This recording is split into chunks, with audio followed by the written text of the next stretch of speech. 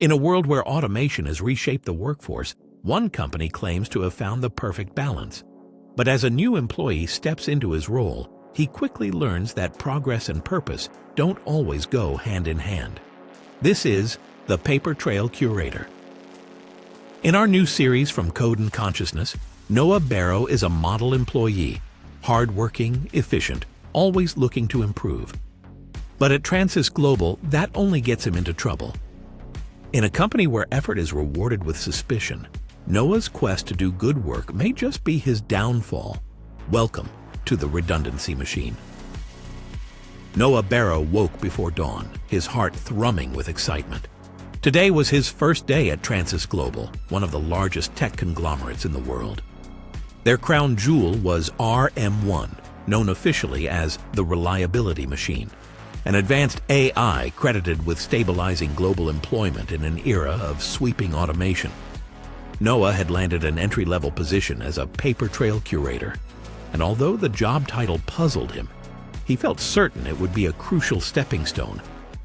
Clutching a fresh briefcase and wearing a suit that still smelled faintly of the department store, Noah stepped into the towering lobby. The pristine floors reflected bright overhead lights, and holographic welcome messages displayed each new arrival's name.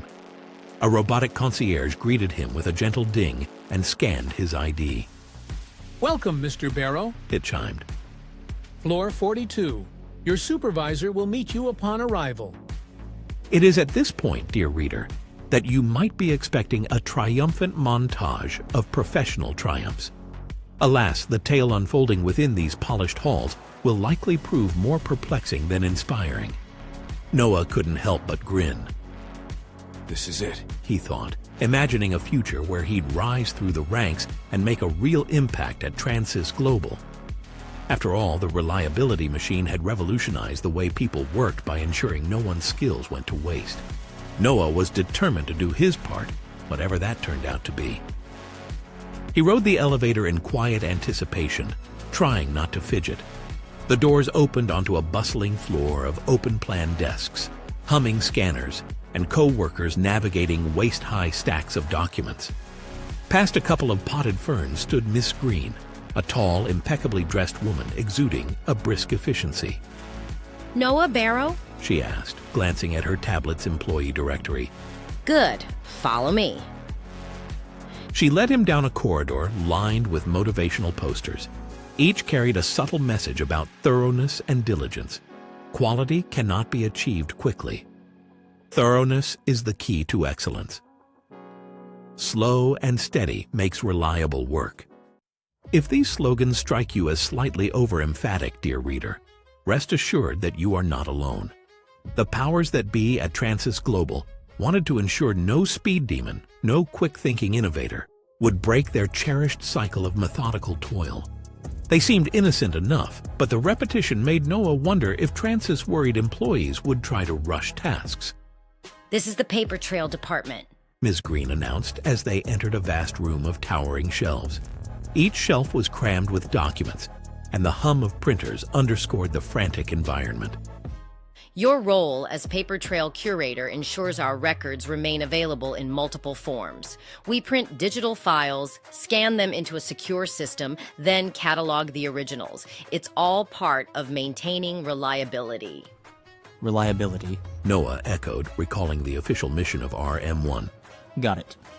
One might wonder what sort of reliability demands converting digital files into analog and back again. However, it is best not to question such logic aloud, particularly on your first day. Ms. Green gave a curt nod. "We handle everything here.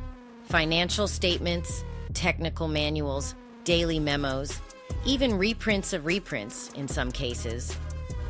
Why reprint reprints? He asked, genuinely curious. She tapped her foot, considering how best to answer. Well, the Reliability Machine recommends multiple layers of backup.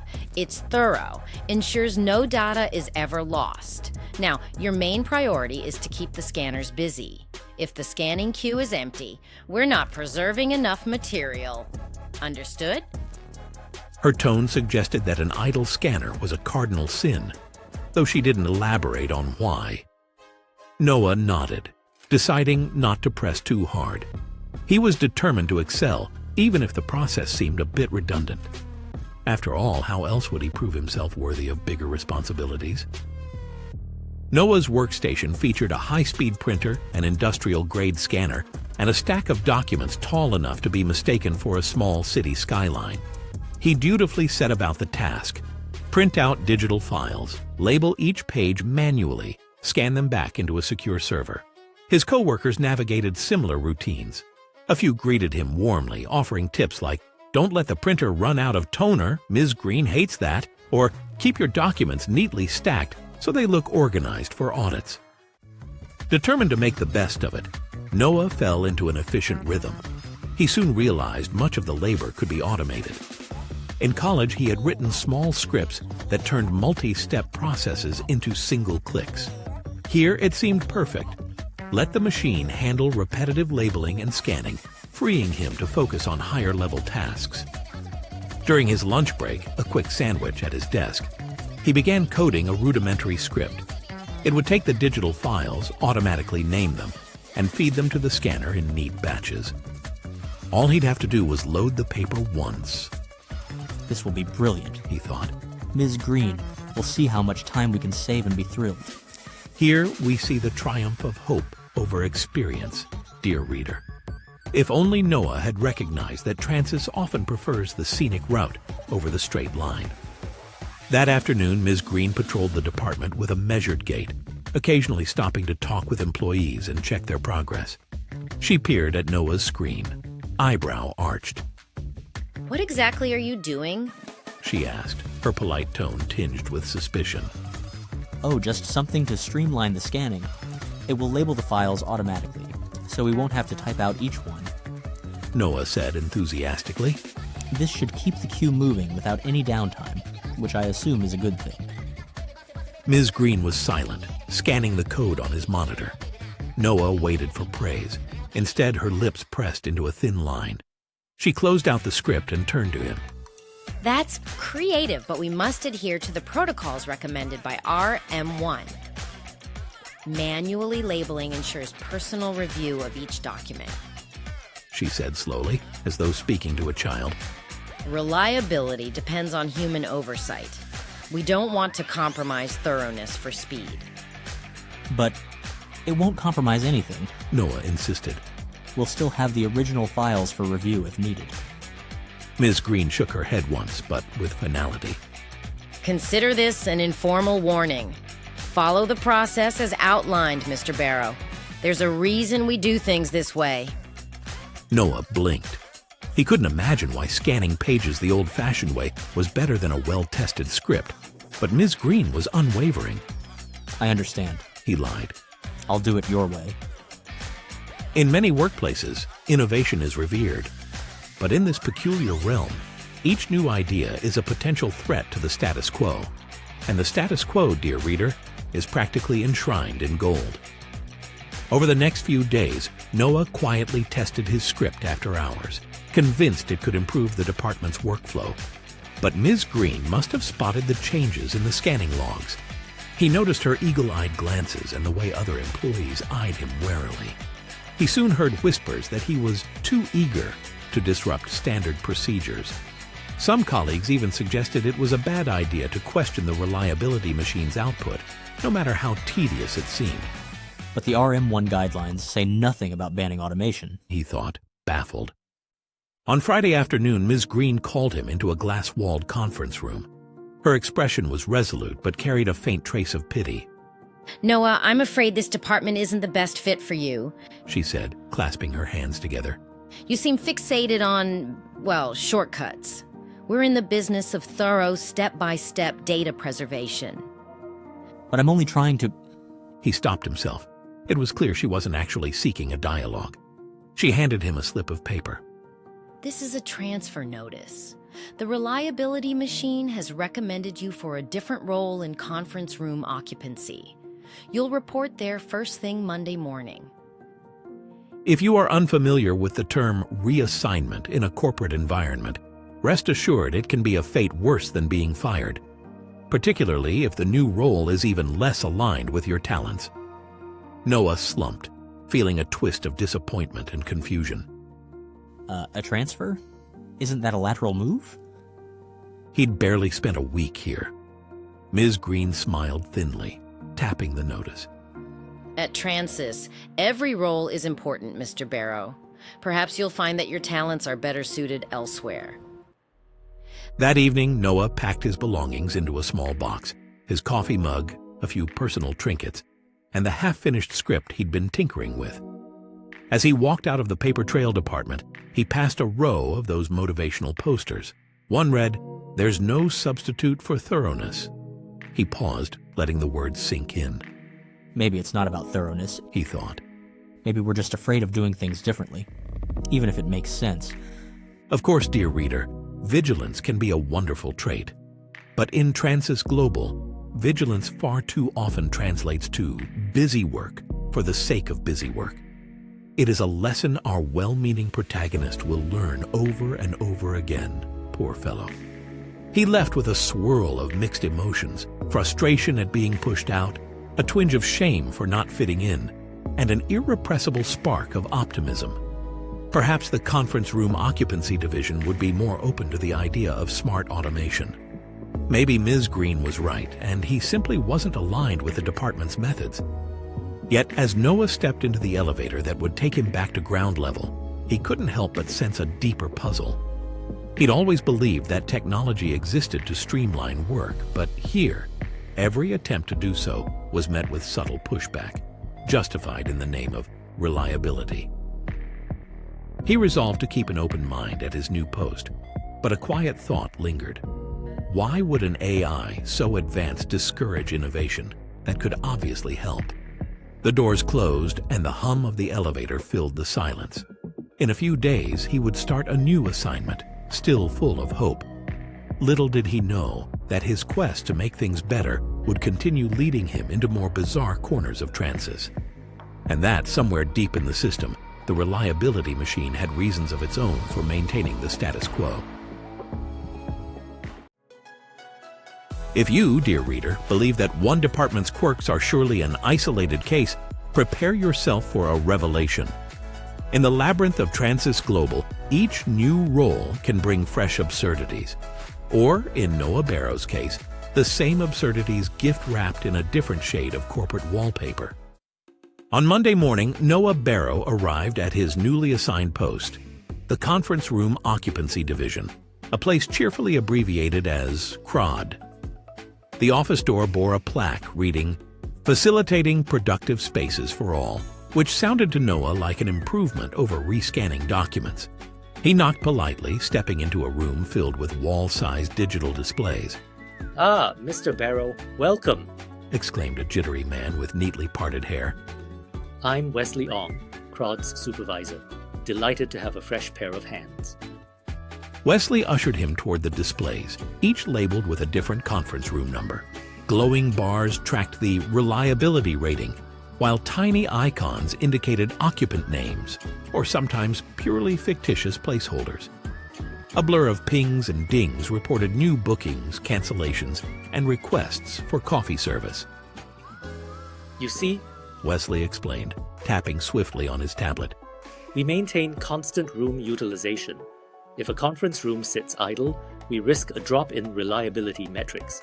So we fill every minute with actual or placeholder meetings to show we're keeping busy."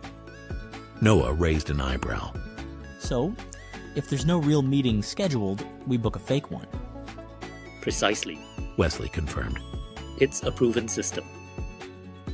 In some universes, dear reader, proven system translates to logical, well-tested process.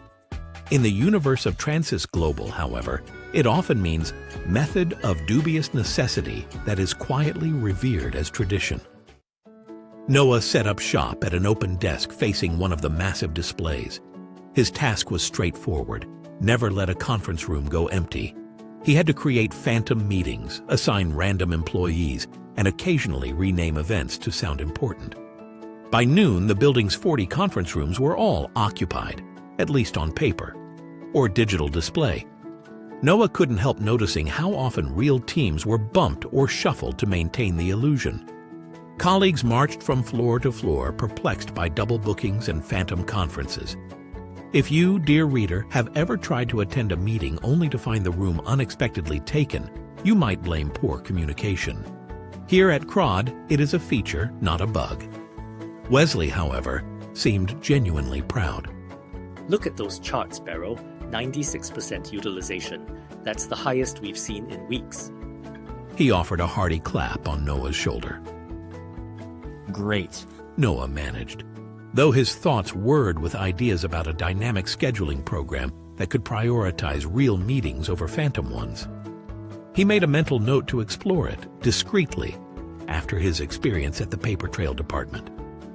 In the following days, Noah discovered that conference room oversight was a hotbed of office politics. High-level managers demanded prime times and plush rooms to project authority. Lower-level staff scrambled for leftovers. Favors were traded like currency. Control over meeting room assignments apparently gave you social power at TranSys. Noah tried to follow protocol and keep everyone happy, but inevitably he stepped on toes. One evening, he unknowingly scheduled a junior interns meeting in the top-floor panoramic suite, typically reserved for vice presidents. The intern enjoyed a stunning view of the city, while the VP in question was forced to hold a strategy session in a windowless cubicle on the third floor. Wesley's face paled when he discovered the mistake. We can't upset the higher-ups, Barrow. That's how you end up on Ms. Green's radar. He hissed, referencing the formidable figure who'd orchestrated Noah's last transfer. Dear reader, one might suspect that a building filled with intelligent, well-educated professionals could sort out its own meeting schedules. But where the reliability machine fosters perpetual busyness, inefficiency becomes an art form, delicate, intricate, and steadfastly guarded against improvement. Despite his caution, Noah couldn't resist a little experimentation. After hours, when the office quieted, he started drafting a basic algorithm on his laptop. It would gather real booking requests, cross-reference them with the building's schedule, and insert phantom meetings only when absolutely necessary. In theory, that would reduce confusion and keep the utilization rating high. One night, Wesley caught a glimpse of the code. What's that? He asked, eyes narrow with curiosity or perhaps concern. Noah hesitated. He remembered too well how Ms. Green had reacted to his automation attempt at the Paper Trail department. It's just a scheduling helper, he said lightly. I thought maybe it could ease the load on us. We'd avoid double bookings, keep real meetings in prime slots, and keep placeholders for downtime. Wesley considered. It's intriguing. But if the reliability machine sees fewer placeholders, might it think we're less busy? Noah suppressed a groan. If it tracks actual usage, maybe not. We'd still fill the rooms whenever no one else needed them. Wesley glanced around to ensure they were alone. We'll keep this under wraps for now. I don't want Ms. Green or half the department panicking about changes. He paused, dropping his voice. I like what you're doing, but be careful. We've never messed with the official system before. Why, dear reader, would anyone be alarmed at the prospect of making work more sensible?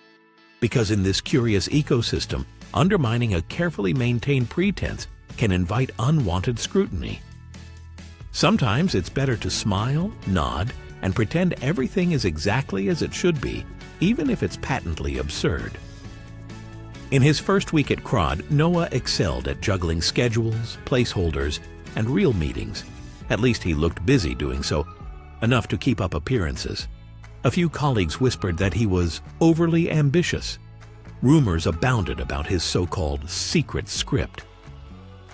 During a routine coffee break, a coworker named Bianca cornered him near the vending machine.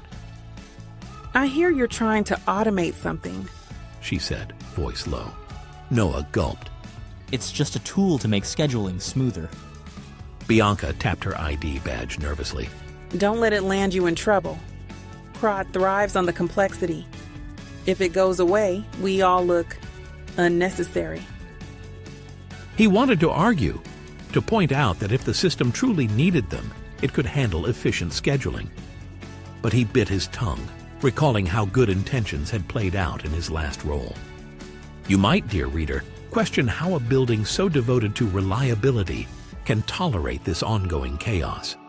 It is a fair question indeed, though not one Noah is likely to see answered anytime soon. One evening, Noah lingered after most of his coworkers had gone. The digital displays for each conference room showed a patchwork of fictional and genuine meetings extending far into the night. Each room booked to maintain immaculate numbers for the reliability machine. The hush of the now deserted floor gave Noah space to think. Does any of this truly matter? He wondered. He glanced at his half-finished scheduling algorithm. If he deployed it, maybe fewer people would end up in the wrong rooms, fewer arguments would flare over time slots. Everyone would benefit. Yet a twinge of dread reminded him. Benefit at TranSys sometimes means disruption, and disruption is a dangerous prospect in a culture built on illusions. If you feel a sense of foreboding creeping over this otherwise humdrum corporate tale, dear reader, you are not alone. Noah, too, sensed the edges of a mystery, though he could not quite grasp its shape. Gathering his resolve, he shut down his computer for the night. He promised himself he wouldn't push too hard, too fast. But deep down, he couldn't shake the notion that the Qubz's chaotic approach to busy conference rooms was a symptom of something bigger. Something that might not be about reliability at all. In the elevator ride down, the neon ads for TranSys's many departments flickered overhead. Where are we exactly, Noah mused, and what is this reliability machine really aiming for? As the doors opened into the dimly lit lobby, he resolved to keep questioning. Because if no one else would, someone had to. And despite every cautionary tale from Ms. Green's steely glare, he couldn't let go of the hope that real progress might still be possible, even here. Of course, dear reader, hope is a stubborn weed. It can flourish between the cracks of the most sterile corporate floors, and sometimes it leads people to do bold things. In Noah's case, it might also lead him further down a path of complicated consequences, indeed. One fine morning, if one can truly call any morning spent in an office fine, Noah Barrow arrived at his desk in the conference room occupancy division, only to be greeted by a dour-faced Ms. Green. Yes, that Ms. Green. She was accompanied by Wesley Ong, who wore the uneasy expression of a man witnessing a crime he couldn't prevent. Mr. Barrow? Ms. Green intoned. There have been complaints. Her expression, if you recall from previous episodes, had the unique ability to wither houseplants at 30 paces. Noah's stomach turned. He'd done his best to keep the meeting schedules full, with only a few attempts at discrete efficiency improvements. How could that be a problem? Wesley cleared his throat. Apparently, some employees are frustrated that your scheduling innovations sometimes cause confusion. Dear reader, if you have never encountered the word innovations in an office environment, you might be confused. Suffice it to say that in certain companies, innovation can be a dirty word when it threatens to reveal how meaningless things truly are. Ms. Green tapped her glossy tablet. Your assigned role here is concluded. You're being moved immediately to the Complaint Escalation Bureau. Pack your things. Noah's half-hearted protest died in his throat. He could read in Ms. Green's sharp gaze that there was no room for discussion. And so, with the weight of yet another opportunity pressing down, Noah gathered his personal items, gave Wesley a sympathetic nod, and trudged after Ms. Green. You might imagine that transferring an employee every few weeks for performing too well is an unusual business practice. And you would be right. But let us not forget that unusual is the bread and butter of TranSys Global, where illusions of busyness are as precious as real work. The Complaint Escalation Bureau, CEB, occupied a narrow wing on the 31st floor, tucked between the break room and a rarely used mindfulness spa. A frosted glass door proclaimed the department's motto, "Your voice matters when properly filed." Inside, rows of cubicles bristled with telephones, sticky notes, and employees typing furiously, as though every keystroke determined the planet's fate. A harried woman with short, curly hair and an impressive collection of pens in her breast pocket noticed their arrival. Ah, Miss Green. She wrinkled her nose in polite curiosity. New recruit? Indeed. Ms. Green answered, stepping aside to present Noah like a reluctant pageant contestant. This is Noah Barrow. Effective immediately, he reports to you, Ms. Burgess. Ms. Burgess adjusted her many pens with a click-clack. Excellent. I'm sure Mr. Barrow will appreciate how vital our work is. The Reliability Machine specifically recommends thorough complaint documentation and swift escalation whenever feasible. Noah flashed a friendly smile, though he felt more like a mouse cornered by cats. Happy to be here, I think.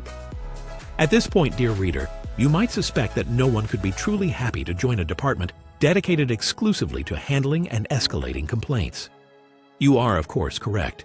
Yet, in the labyrinth of TranSys Global, sometimes an unpleasant role is preferable to no role at all.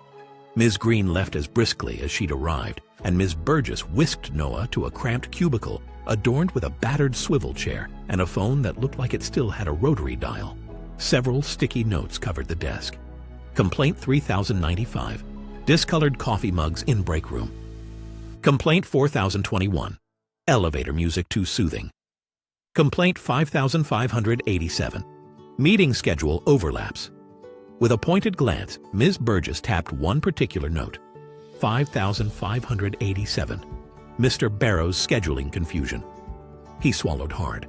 Your first duty is to follow our escalation protocols. Ms. Burgess explained, handing him a sizable binder labeled CEB Manual. Volume 1 of 12. A complaint enters the system, you determine its severity, then you escalate it to the next tier if unresolved in 24 hours. Noah opened the binder and flipped through sections with headings like Category D Minor Grievances, Odd Smells, Misplaced Items, Potted Plant Abandonment, and Category A Major Grievances, Cybersecurity Breach, Social Media Outrage, Lack of Sufficient Lunch Options. Each category cross-referenced subcategories, creating a near-endless bureaucracy. If you, dear reader, have ever wondered how many synonyms there are for procedure, you will find the CEB manual enlightening indeed. If, however, you prefer your reading material to consist of entertaining novels, witty dialogue, and moral lessons, you are in for a disappointment. With an air of pride, Ms. Burgess continued, We're the backbone of communication here. Employees can't solve issues on their own. That might disrupt reliability. So they must file complaints, which we escalate accordingly. Right. Noah said, already envisioning a simpler digital ticketing system that would automatically sort and route each complaint to the correct team. A wave of caution washed over him. Not again, he thought. They don't want me automating anything. For now, he'd learned the manual steps. Noah's first day at the Complaint Escalation Bureau was a masterclass in tedium. He answered calls from colleagues grumbling about minor annoyances, stale cookies, blurry nameplates, suboptimal air conditioning. He diligently typed up each complaint into a shared spreadsheet, not an automated system, mind you, and assigned it a severity code. If no resolution emerged by the next day, he had to escalate it to Tier 2 by printing a copy and physically walking it to Ms. Burgess's desk for her signature. Once signed, it moved to Tier 3, but only if Tier 2 also deemed it unresolvable. I see, Noah murmured, flipping between pages of the manual for the correct subcategory. Tier 2 Category C, Non-Emergency, Non-Equipment, Non-HR Grievances. It was like searching for a needle in a haystack that had been neatly subdivided into dozens of smaller haystacks, each requiring a separate form. A strange mixture of frustration and fascination took hold. Noah recognized that half these complaints could be solved in seconds if employees would just talk to each other, but the system insisted on proper escalation channels. One might assume that common sense would prevail, that the simplest path to resolution would be the best. But as you have no doubt gleaned from Noah's experiences, dear reader, simplicity has no place where illusions of busyness reign supreme. By late afternoon, Noah's creative itch grew impossible to ignore. While other CEB staffers had left for a coffee break, oddly, the team took them in regimented shifts. He opened a new spreadsheet on his computer. He started coding simple macros to route complaints automatically based on keywords. For instance, coffee machine or break room odors would instantly tag the item as Category D. No phone calls, no printing, no walking piles of paper around. Everything neatly labeled, escalated, and tracked in real time.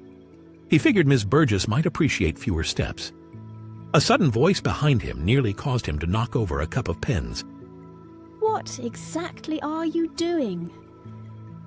Noah spun around to see Ms. Burgess's frown. How do they always sneak up like that, he wondered. He gestured to his screen. I'm trying to streamline the complaint process. That way, we don't have to chase so much paperwork. Her expression morphed into something resembling horror. Streamline. That's not how the reliability machine designed it. She pointed at the binder. Those steps are there for a reason, Mr. Barrow. If we eliminate them, we risk misclassification, or... She lowered her voice as though divulging a terrible secret. We might look underworked. But we could solve issues faster. Noah offered weakly, hoping for a shred of support. Ms. Burgess snapped the binder shut. This is fast, Mr. Barrow. It's thorough. It ensures reliable documentation, human documentation. The machine values our manual oversight. Of course, the machine had never said any such thing directly, at least not to Noah. But in the labyrinthine world of TranSys Global, one does not question the accepted interpretation of the reliability machine's will, lest one find oneself out of a job entirely. With a tight-lipped nod, Ms. Burgess tapped her watch. Your break ended 3 minutes ago. Finish your shift properly and we'll forget this happened. Noah could only nod, swallowing a sigh. He'd discovered that trying to help in this peculiar institution was akin to stepping on a rake, well-intentioned, yet certain to backfire. Late in the evening, Noah filed his last complaint escalation for the day, a dispute over who owned a certain yellow stapler. He decided to take the scenic route out of the building, partly to clear his head and partly to avoid running into Ms. Burgess again. He passed floor after floor, glimpsing various departments he hadn't even known existed. The clipboard quality assurance team, the in-house fragrance committee, the window blind adjustment panel. Each had employees diligently laboring at tasks that seemed marginal at best. A faint echo of why tugged at his thoughts. Why was all of this so vital to TranSys and the reliability machine? Why not adopt even modest improvements? His mind drifted back to rumors, half heard and half suspected, that the ultimate goal was never efficiency at all. Perhaps reliability had been a polite term for something else. For the first time, the word redundancy flitted across his consciousness, though he wasn't sure where it came from. If you, dear reader, sensed that Noah Barrow was skirting the edge of some deeper truth, you would be correct. But truths in this corporate labyrinth are buried under layers of plausible deniability and motivational posters. One does not simply discover them without paying a steep price. Under the fluorescent lights of the nearly deserted lobby, Noah paused at a display lauding the reliability machine's achievements, keeping humanity indispensable one task at a time. The tagline struck him as strangely hollow. A notion formed, ghostly at first. What if the machine's real achievement was keeping everyone employed, whether or not there was meaningful work? He rubbed his eyes, deciding he was too tired to indulge such thoughts. Perhaps he just needed sleep. Yet as he exited the building and the glass doors slid shut behind him, the question still echoed in his mind. Little did he know, dear reader, that his curiosity would lead him deeper into the web of pointless tasks and unspoken truths than he ever imagined.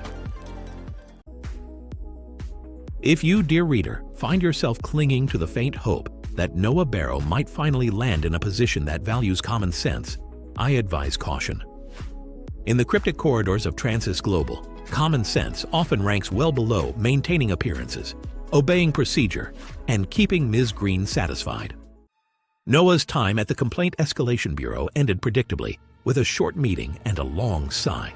Ms. Burgess handed him a reassignment slip sealed with the words managerial consent, as though that were meant to be reassuring. She avoided his gaze. A new opportunity, the slip proclaimed, in the optimistic language that often masks corporate exasperation. Noah barely had the energy to question it. He'd tried, yet again, to automate a portion of his job, the Tier 2 escalation forms, and Ms. Burgess had discovered his macros. 2 hours later, the reassignment slip arrived. In many organizations, a talented problem solver would be lauded for streamlining tasks. But here, dear reader, it's akin to shouting "fire" in a crowded theater, except the only real panic is about not looking busy enough. Reluctantly, Noah dragged his half-full box of personal effects to the morale metrics department, located on the 27th floor. As the elevator pinged open, he found himself face to face with a series of posters proclaiming, "Happiness is productivity. A happy worker is a busy worker. Mind the smile gap." It felt less like an office corridor and more like stepping into a pastel-colored theme park, if theme parks demanded employee badges and logged daily frown counts. A short, spirited woman with bright pink glasses approached him, practically bouncing on her toes. Hey there, you must be Noah Barrow. I'm Felicity Kim, lead morale monitor. She ushered him into a suite of open cubicles. Everywhere he looked, employees were studying spreadsheets packed with emoticon-like icons. Smiley faces, neutral faces, sad faces, even the occasional star eyes face. The clatter of keyboards mingled with an unnervingly cheerful pop tune piped through overhead speakers. Welcome to the Morale Metrics Department. Felicity said, beaming.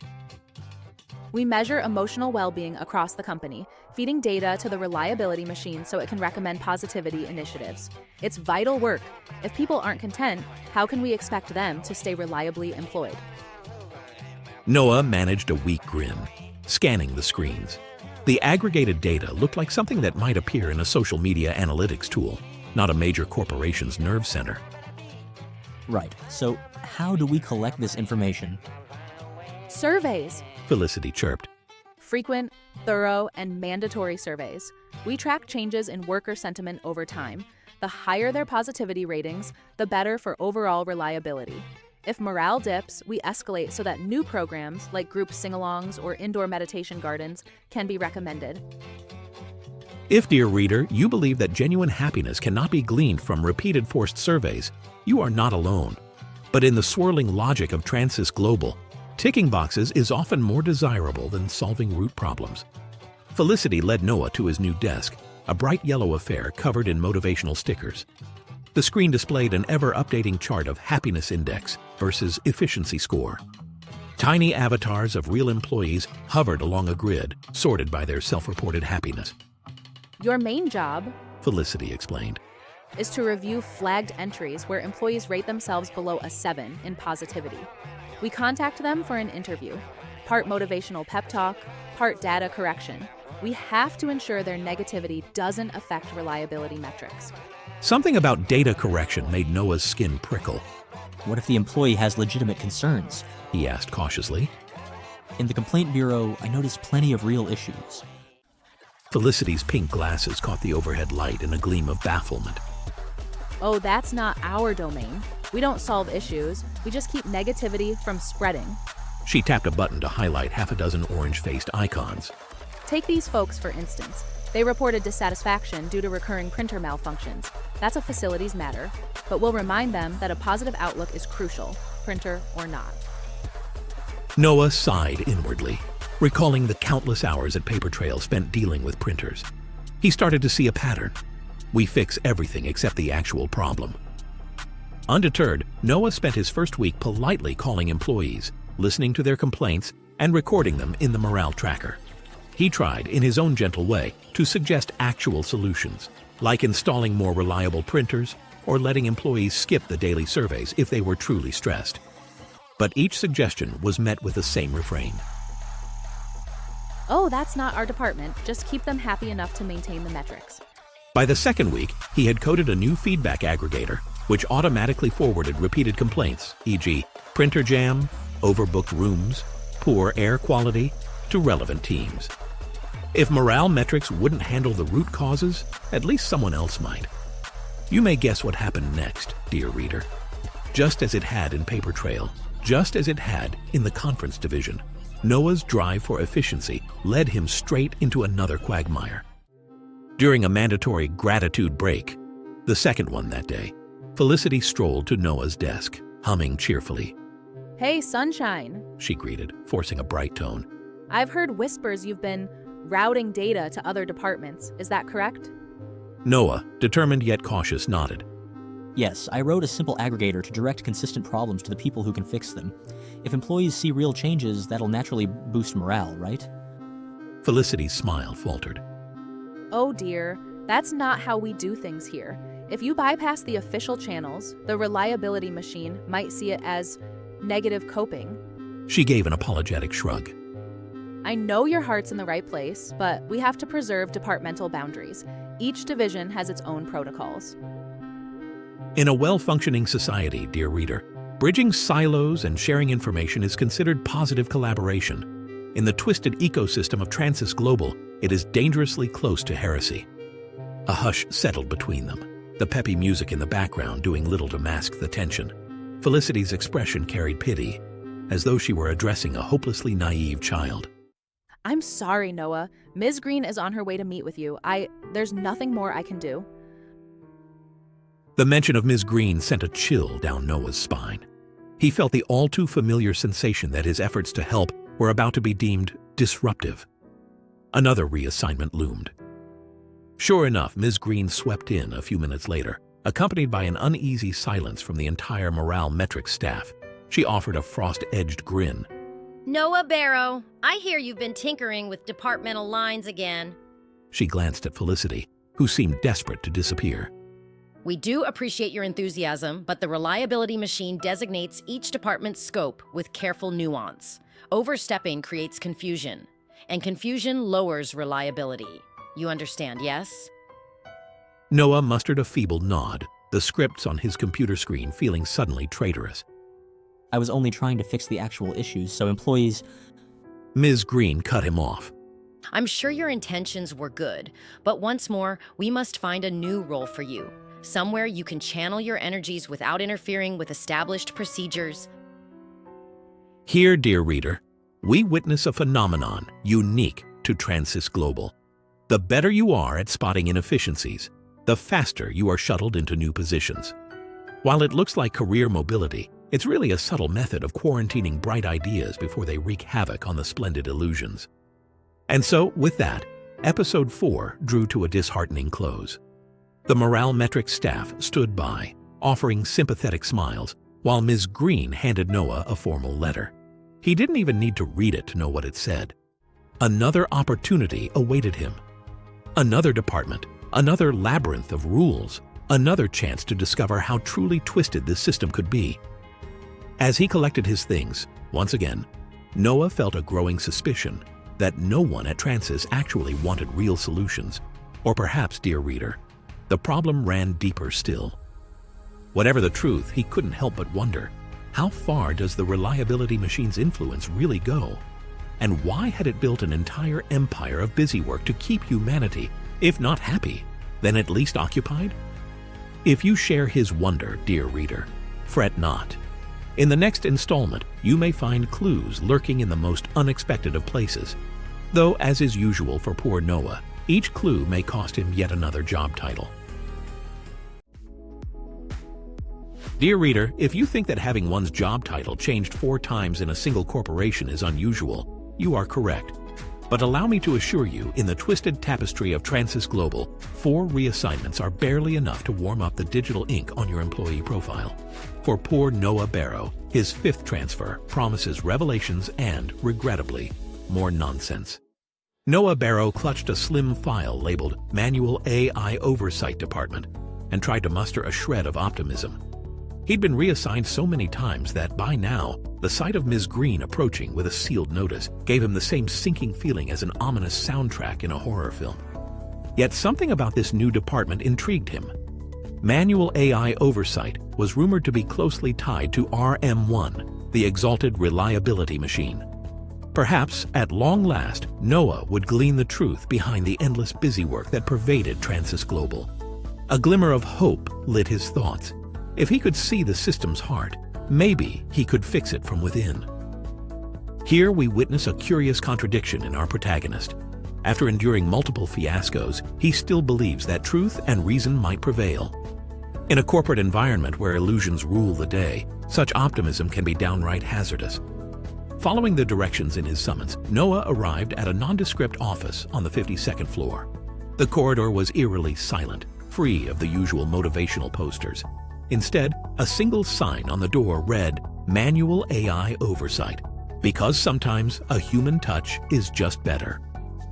He opened the door onto a surprisingly small, dimly lit room, dominated by a massive console of blinking lights, monitors, and cables snaking across the floor.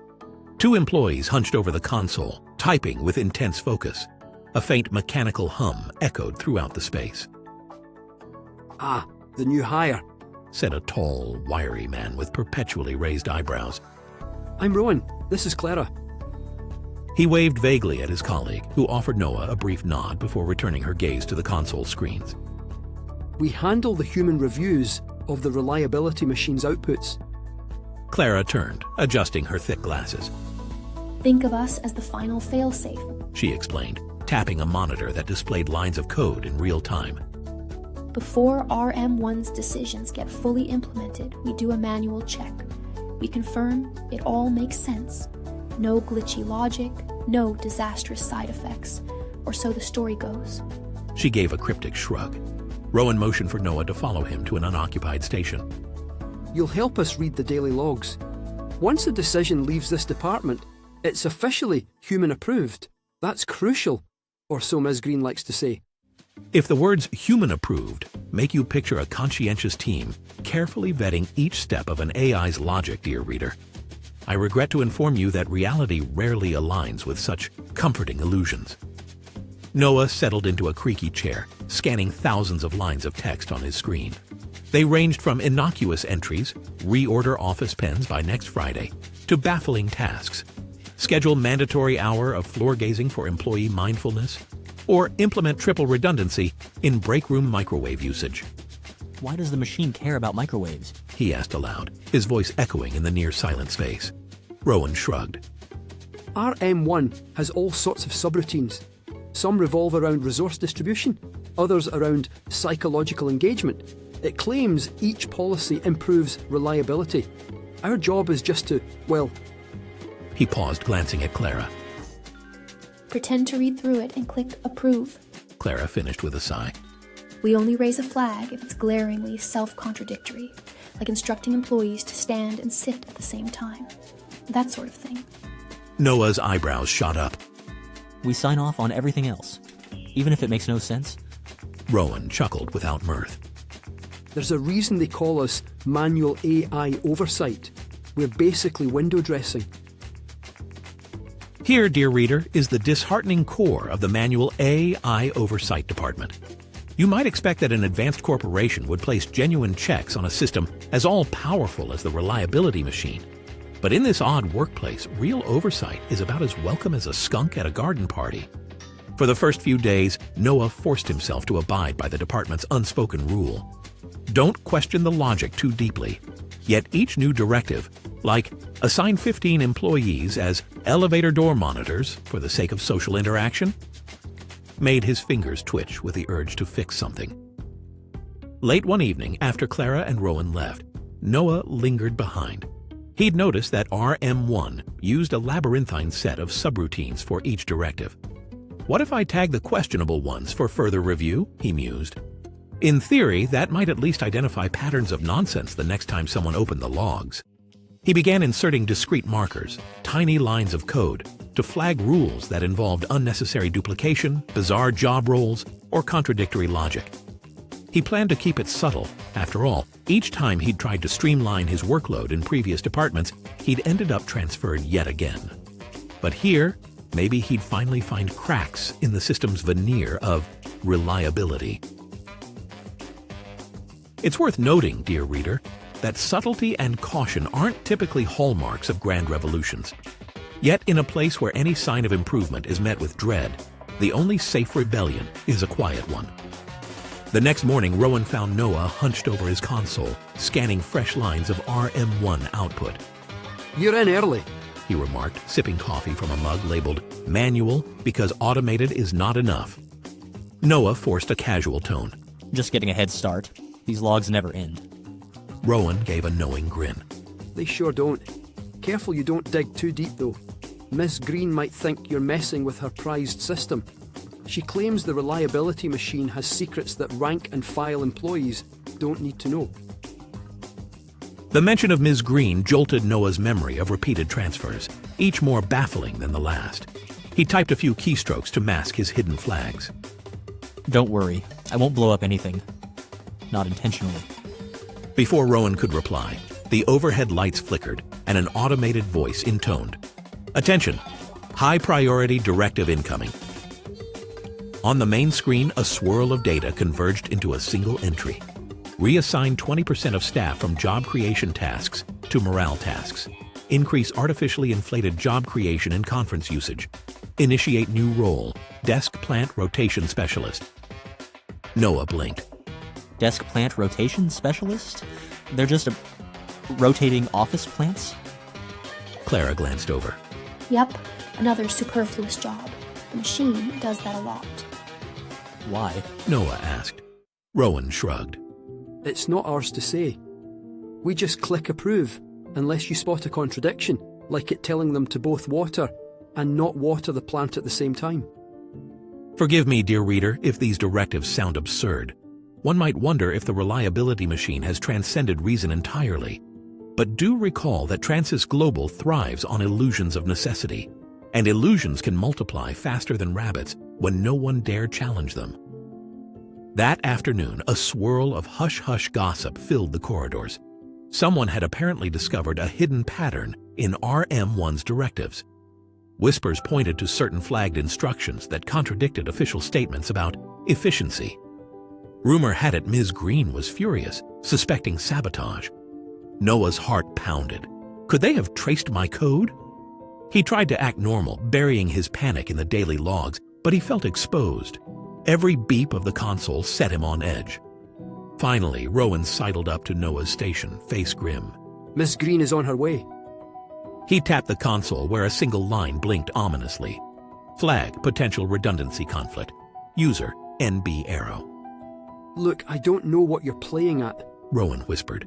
but you'd better brace yourself. Noah shut off his monitor, swallowing a hard lump of dread. He had no illusions by now. Ms. Green would not be charmed by the possibility that the reliability machine churned out contradictory nonsense. If anything, she'd see him as a threat. Once again. And so, dear reader, we come to that perilous precipice in Noah's story where curiosity meets consequence. Will he cling to his sense of integrity, or will he feign ignorance in hopes of surviving another day in the labyrinth of meaningless tasks? The door slid open. Ms. Green appeared, her posture as rigid as ever, her eyes scanning the room in a silent condemnation. In that moment, Noah realized two things. First, that his quiet attempt at reform was now blatantly exposed. Second, that whether he succeeded or failed, he was finally getting closer to the truth behind RM1. Because if the system were truly as flawless as everyone claimed, why go to such lengths to hide the logical inconsistencies? He steeled himself to face Ms. Green, 1,000 unspoken questions teetering on the tip of his tongue. Because if he was about to get transferred, or worse, perhaps he could wrest a few answers from this system before it sent him packing yet again. However, dear reader, if you are eager to learn which path Noah chooses, and whether the reliability machine's secrets are more sinister than we've yet imagined, I must caution you to wait for the next episode. In a place where illusions rule, the truth can be both a liberating gift and a terrible curse. Dear reader, we last left Noah Barrow at a most precarious juncture, caught flagging the reliability machine's contradictory directives in the very department sworn to rubber stamp them. Now, confronted by the formidable Ms. Green, our well-meaning protagonist stands on the brink of yet another unexpected turn in his career. If you, like Noah, hope for a peaceful resolution, consider preparing a strong cup of tea. You may need it. As Ms. Green strode into the manual AI oversight department, each echo of her heels seemed to pound dread into Noah's chest. Rowan and Clara exchanged uneasy glances but didn't dare move from their stations. Ms. Green's penetrating gaze landed on Noah, who forced himself to meet her eyes. Noah Barrow, She said, voice precise as a scalpel. I see you've been tampering with the system's decision flags. Care to explain yourself? He swallowed. I wouldn't call it tampering. More like tracking questionable directives. Some are obviously redundant, others conflict with existing policies. I thought it was important to second-guess the reliability machine? Ms. Green cut in. Her tone mingled disappointment and threat in equal measure. It is worth noting, dear reader, that in the annals of corporate follies, second-guessing an all-powerful AI is akin to balancing on the edge of a cliff with a stiff breeze at your back. One slip can send you tumbling into oblivion, or, in Noah's case, yet another curious fate. After a pregnant pause, Ms. Green snapped her fingers at Rowan and Clara, who both practically leapt out of their chairs. You're dismissed. Mr. Barrow and I need a word in private. They exchanged sympathetic glances with Noah before retreating hastily. Soon the two of them stood alone amid the quiet hum of monitors and cables. Ms. Green folded her arms. You've developed quite the reputation, Mr. Barrow. Paper trail, conference rooms, complaints, morale metrics, now here, meddling with the AI logs. Her lips tightened.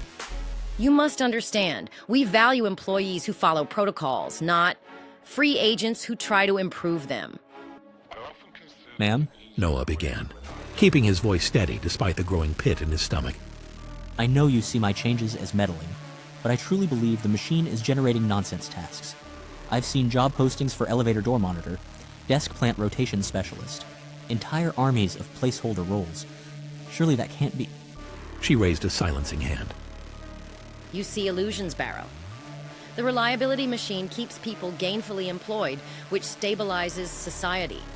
That is not nonsense. A flicker of something, anger or perhaps guilt, crossed her face. If some tasks appear redundant or contradictory, it's because the system adjusts for every possibility. Now, you will cease interfering and accept a new assignment.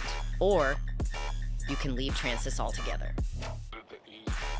It may strike you, dear reader, as particularly telling that Ms. Green never denies the existence of bogus jobs, only that they serve some grand design. In a world run by illusions, the difference between nonsense and purpose can be razor-thin indeed. Noah's insides churned. If he walked away now, he'd lose not just a paycheck, but any chance of discovering the deeper workings behind RM1. Much as he loathed the contrived busywork, part of him still hoped to salvage a spark of genuine improvement from within. I'll stay, he said quietly. Ms. Green exhaled as though she'd expected nothing less. Then meet me on floor 61 in 1 hour. We'll discuss your next role. With that, she swept out, the door sliding shut behind her. Noah stood in the hush of the console room, mind racing. He would stay, yes, but he vowed not to let the illusions go unchallenged. If there's a design behind all this, I need to see it clearly. Before heading upstairs, Noah paused in the corridor, surprised to find Rowan lurking behind a stack of supplies. He beckoned Noah over, eyes darting to ensure Ms. Green was gone. Listen, Rowan whispered, leaning in. We all know the machine's producing insane tasks, but rumour has it there's a hidden module, some subroutine, that calculates how many jobs need to be generated purely to keep humans busy. The official line is societal stability. Unofficially, it's all a front. He hesitated, then pressed a small data card into Noah's hand. I extracted partial logs referencing something called RM1, Redundancy Core. Could be what you're looking for. Noah's heart hammered. Redundancy. The single word that had haunted him across multiple departments. So that's how the system sees it. He slipped the data card into his pocket. Thank you, he murmured. I owe you one. Rowan gave a wan smile. Just don't let Ms. Green catch you with that. I'd rather not find out what exit interview means at TranSys. If, dear reader, you suspect that a single piece of evidence might finally unravel the corporation's illusions, you are half correct.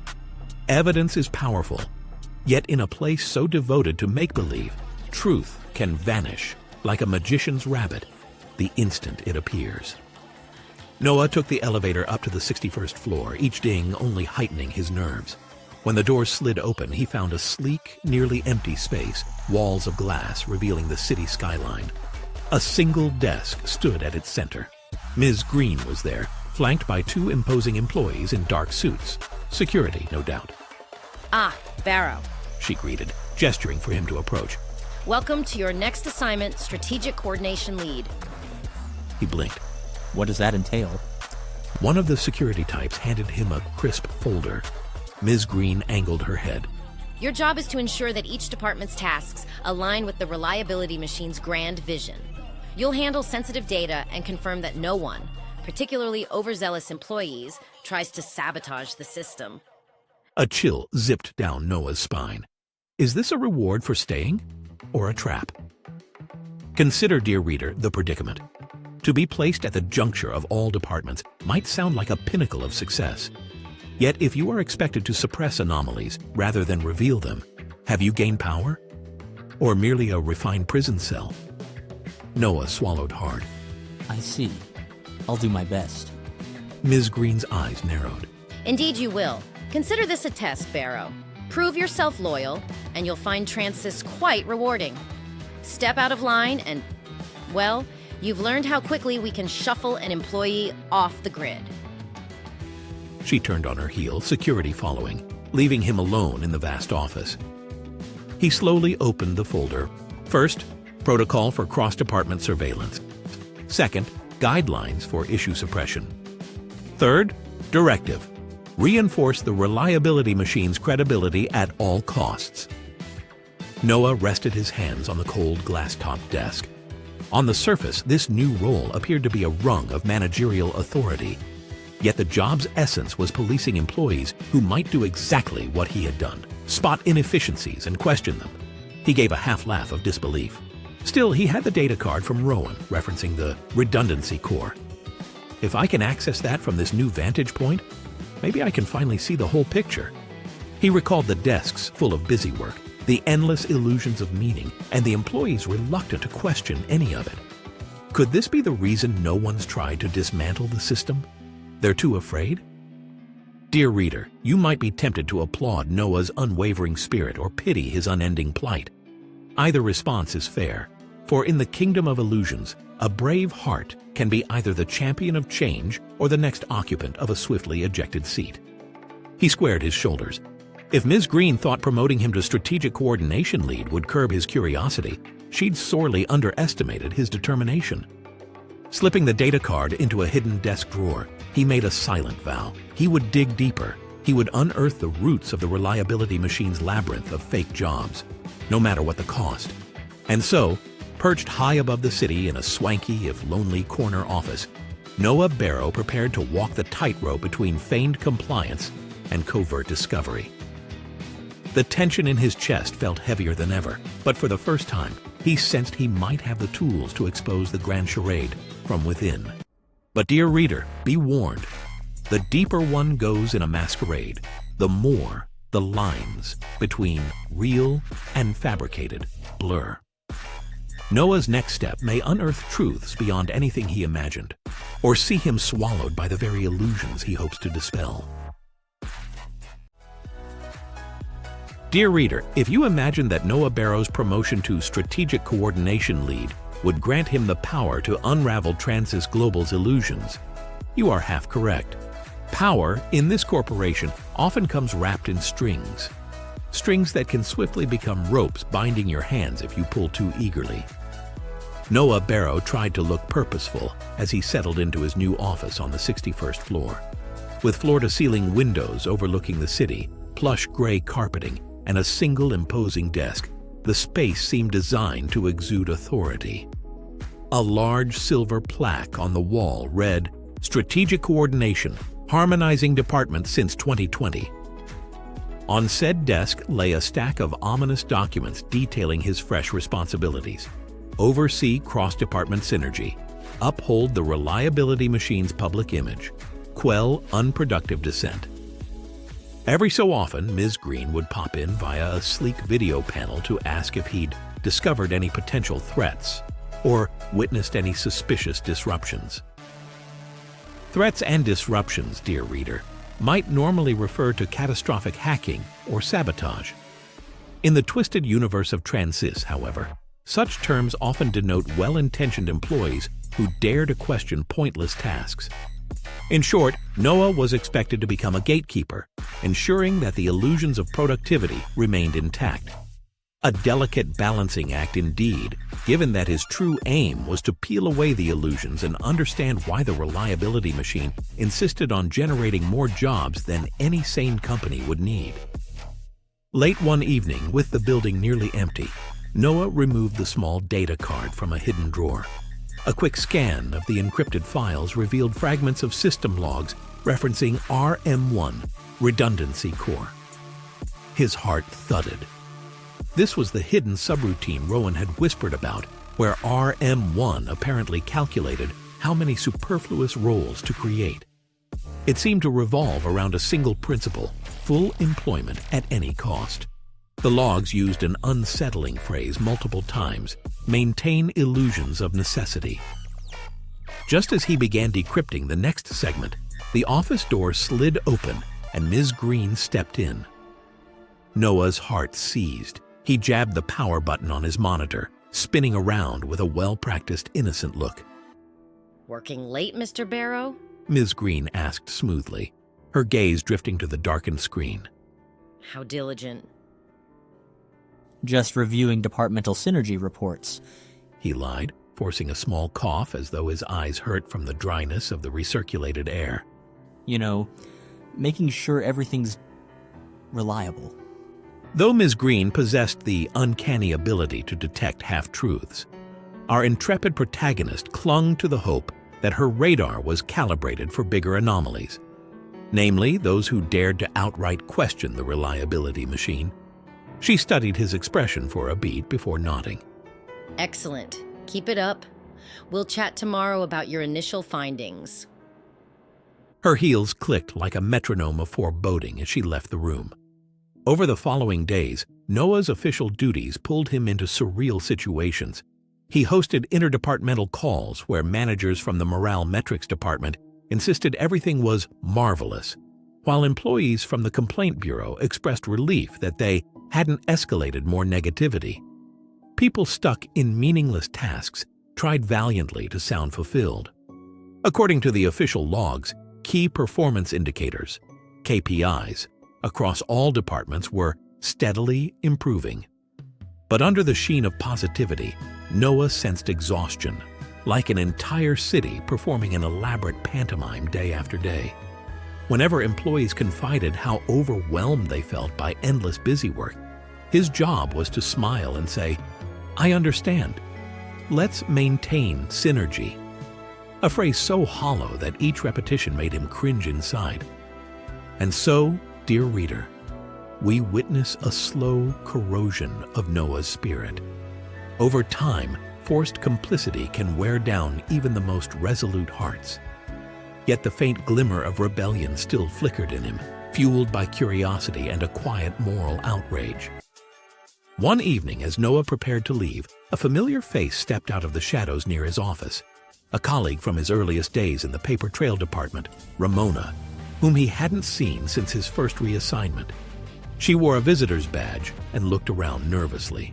Noah, I heard you got promoted, but I had no clue it was to this, she whispered. Listen, I can't talk long. Security's tight, but people are whispering about the redundancy core. Apparently, it's more than just a subroutine. It's the entire reason the reliability machine was built.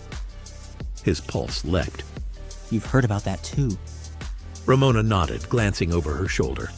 I've, borrowed a portion of the archive design specs. Turns out the machine was never intended to be purely about efficiency. It was always about making sure humans felt needed. That's the real reason for all these jobs, even the absurd ones. The original name for RM1 was actually... A sudden beep from the corridor made them both jump. Footsteps approached. Later, Ramona hissed, pressing a folded paper into his hand. She vanished down a side hall, leaving Noah alone and breathless. Dear reader, you might harbor the naive notion that knowledge sets one free. In the labyrinth of illusions, knowledge can chain you to a truth so incendiary that ignoring it might be safer than embracing it. Alas, Noah has never been one for safety at the cost of truth. Back at his desk, Noah carefully opened Ramona's note, scanning its cryptic blueprint. It depicted a set of instructions for accessing a locked portion of RM1's mainframe. A single line at the bottom stood out. The real reason. RM was built to keep humans busy, not to keep society running. He exhaled sharply. So the rumors were true. Reliability was just a polished word for redundancy. The entire corporation, every pointless job, every confounding rescan, every hollow meeting, existed to mask the fact that automation had made human labor largely unnecessary. The reliability machine's success was ensuring nobody felt obsolescent. You might be tempted to cheer that our protagonist has finally uncovered the grand secret. But be warned, in a realm like TranSys, discovering the truth is only half the battle. Surviving the implications is quite another. Just then, Ms. Green's face lit up his video panel again, beckoning him to an urgent meeting in the executive boardroom. Noah clenched the blueprint in his fist. If he was to continue playing his new role without arousing suspicion, he needed to feign calm. Yet inside, a volcano of questions and convictions roiled. What would he do with the truth? And how far would Miss Green go to keep it under wraps? For now, he tucked the note into his inner jacket pocket and forced a neutral expression as he stepped out into the corridor. Little does he realize, dear reader, that each step he takes, each facade he maintains, brings him closer to a confrontation where illusions and honesty must collide. And when that moment comes, even the reliability machine itself may tremble at the repercussions. Dear reader, if you still harbor the optimistic notion that truth, once discovered, will swiftly vanquish falsehood, you may wish to pause and procure some comforting snacks. In the convoluted world of TranSys Global, truth tends to inspire cover-ups, panic, and meetings. Lots and lots of meetings. Noah Barrow hurried toward the executive boardroom, Ramona's cryptic blueprint tucked inside his jacket. The corridor smelled of fresh varnish and faint anxiety, as though many a panicked employee had passed through in the last few hours. A large sign on the door read, "High-level reliability briefing, authorized personnel only." Inside, Ms. Green stood near the head of a gleaming oval table, flanked by a handful of senior executives who wore the uniform of corporate power. Immaculate suits, faint frowns, and eyes that never lingered on one another for too long. No one spoke until Noah had taken his seat, feeling conspicuously out of place. Mr. Barrow, Ms. Green said in a clipped tone, we've convened this meeting due to certain discrepancies in the reliability machine's latest output. We require a thorough cross-departmental perspective. That is, after all, your area of expertise now. Dear reader, it might warm your heart to see Ms. Green acknowledging our protagonist's expertise. However, be advised that in this particular corporation, a compliment often masks an impending demand or a brand new trap. Clearing his throat, Noah nodded. I'm happy to help. He wondered if this meeting had anything to do with the redundancy core logs he'd begun examining. One of the executives flicked on a holographic projector, revealing swirling graphs and data points labeled long-term employment metrics.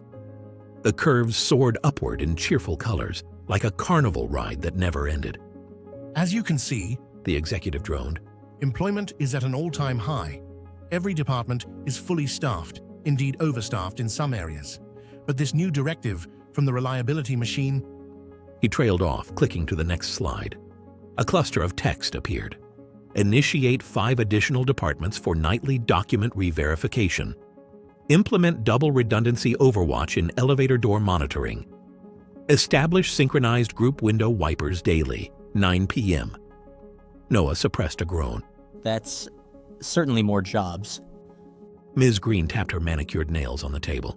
Yes, but the staff is nearing full capacity. We may not have enough people to fill these new roles.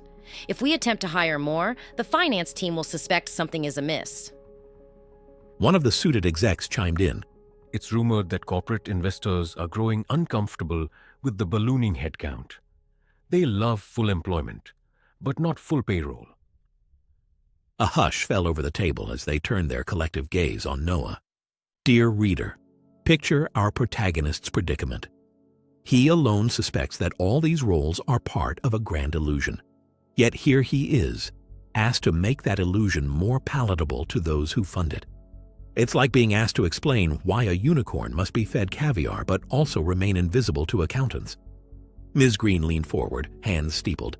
Mr. Barrow, as strategic coordination lead, how do you propose we resolve this discrepancy? We cannot decrease job creation without risking a drop in reliability metrics. Yet we cannot continue hiring at this rate. Noah's mind whirled. If he revealed everything, how the system was deliberately manufacturing roles to keep humans occupied, he'd likely be fired on the spot or something worse. But he needed time to investigate the blueprint from Ramona. Could I stall? He cleared his throat. Well, perhaps we can redistribute existing staff on a rotating basis. That way, nobody's entirely assigned to one redundant role, but we can claim that the new tasks are covered by cross-training. Several executives exchanged glances, nodding. One scribbled notes on a tablet. Ms. Green's lips pursed thoughtfully. Cross-training. Rotating staff. We can track that as multi-department synergy. It might appease the investors while we keep the reliability numbers high. Behold, dear reader, the nimble art of corporate spin. Rename a problem, shuffle people around, and declare victory. It's a dance as old as boardrooms themselves, though rarely performed with quite such earnest futility. Just as the executives launched into excited chatter about synergy metrics, a chime resounded. The holographic display flickered, then displayed a single blinking message. High priority alert from RM1. Technical anomaly detected. Manual intervention required. Ms. Green's eyes narrowed at the screen. She tapped a command on the console, and the readout expanded into a coded block of text. It's referencing some obscure part of the system, she murmured. Subroutine RC0R3. Noah held his breath.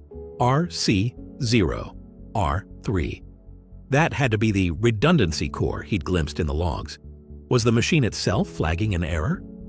Dear reader, you might expect that an AI discovering its own redundancy subroutine would lead to immediate rational reforms. Alas, in the real world, especially the one inhabited by Ms. Green and her cohorts, rationality often surrenders to the fear of losing control.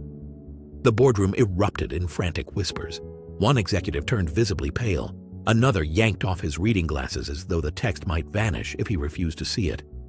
Is the reliability machine glitching? Are we risking a meltdown? Someone fretted. Ms. Green clenched her jaw. Mr. Barrow, you will accompany me to the mainframe floor now. Within minutes, they ascended to a secure level near the top of the building.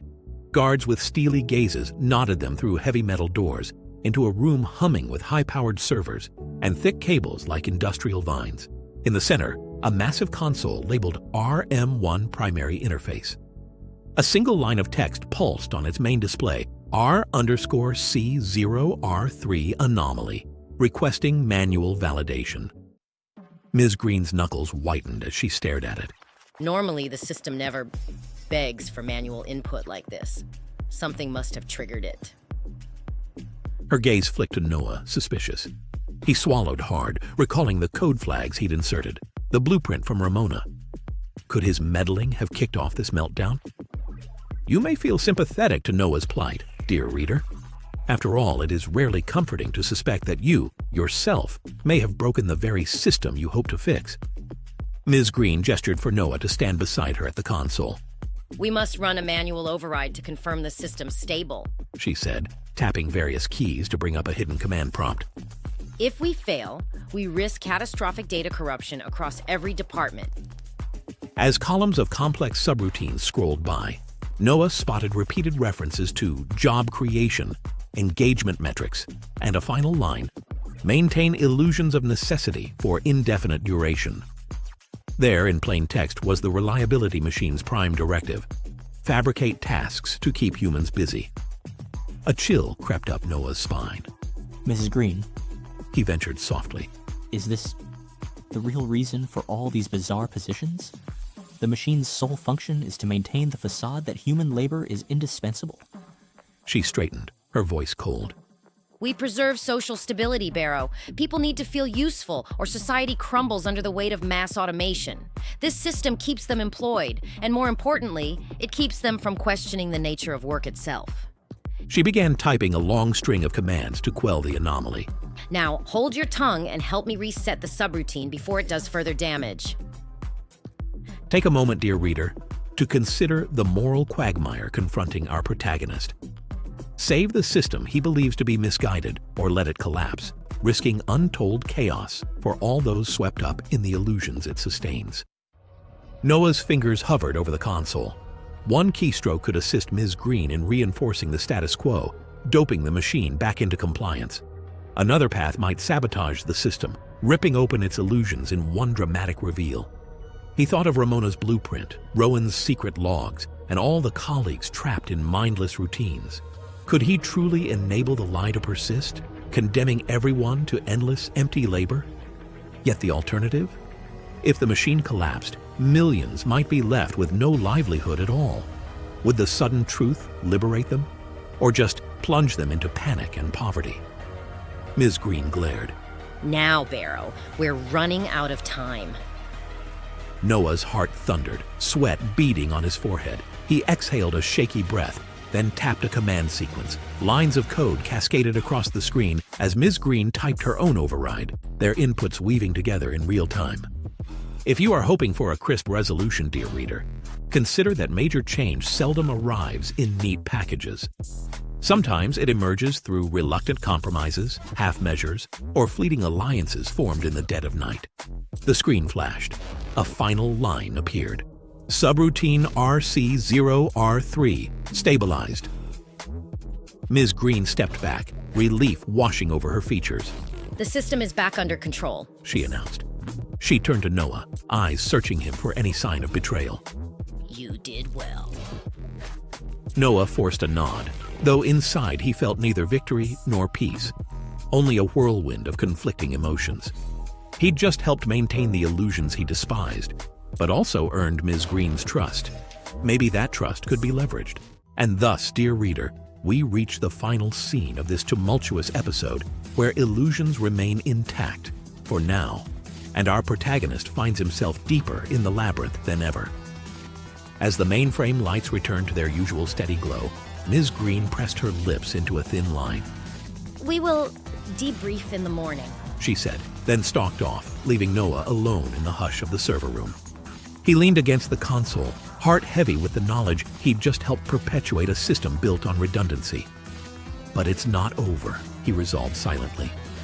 I know the truth now, and I still have Ramona's blueprint. One day, these illusions must come undone. In the meantime, dear reader, we can only watch as Noah Barrow stands in the half-light of the reliability machine's domain, poised between complicity and change. Sometimes, to tip the balance, all it takes is one more push. Though whether that push leads to freedom or downfall remains to be seen. If you'd like to watch more stories about the moral and ethical implications of advanced innovations, or would like to support this channel, please don't forget to click the like button and subscribe to get updates as new videos become available. Thank you for watching this special series. Keep following Code and Consciousness. In our next series, we'll explore a new world where robots have toiled for centuries preparing for the arrival of humans. What will the robots discover when humans finally arrive in this utopia?